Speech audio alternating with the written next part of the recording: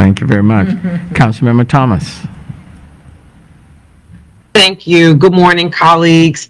I have a lot to share, such little time, and so I won't be the one that's holding us up from adjourning our meeting. But I would like to thank the youth that hosted and curated our second annual youth-led conference. It was absolutely remarkable. The time and the effort that they put into this, could not have wished for anything better. So I want to thank them for that, and Councilmember Kamen and a host of others that participated with us on a Saturday morning for that wonderful virtual experience. I will say that.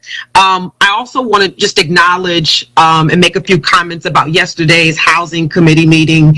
And I want to thank my colleagues that have decided to stick through the hard process as we continue to work through not only our challenges, but really amplify some of the very good work the housing staff is putting forth. And I know, Houstonians love a scandal, and we love that. But however, I would like to remind Houstonians that we're doing great work around homelessness, about housing some of the hardest to house in the city, and we discussed those items as well. We discussed our multifamily process and the truth of that. And so I just want to encourage my colleagues to stick with it as we work through this, and to encourage the housing staff to keep their head up, because many of them are doing great work. And so I just want to appreciate that and acknowledge that. Also, we have several public works projects happening in the district. I'm really grateful for that. One, the Briar Meadow SWAT project. It's a ditch rehab maintenance project.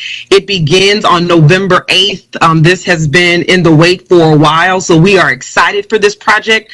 The north side of the district has been completed. The Southport part of Briar Meadow will begin and will be completed in March 2022. So we are excited about that. So residents in Briar Meadow, please pay attention to those details, and we'll have that in our newsletter.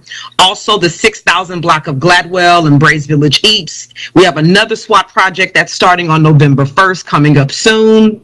And then lastly, we have intersection improvements on West Park Drive and West Helm, started on October 6th, and they'll conclude in January 22. And I've mentioned earlier during our pop-off comments that we've had serious investment from Public Works in the Transit Department in District F, and we look forward to those actualizing and coming to fruition.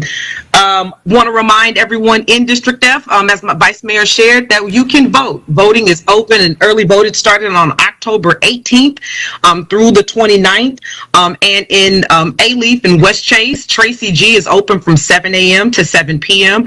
In the Alief ISD HCC on Bissonnette, that's 7 a.m. to 7 p.m. We have an Alief ISD bond on the ballot, Alief ISD trustees, and of course we have HISD trustees as well. So please take advantage. It's a low turnout. People are trickling in, so I want to encourage you to make that a priority while there are no lines, and take full advantage of your right and opportunity to vote. Thank you. Thank you. I think that wraps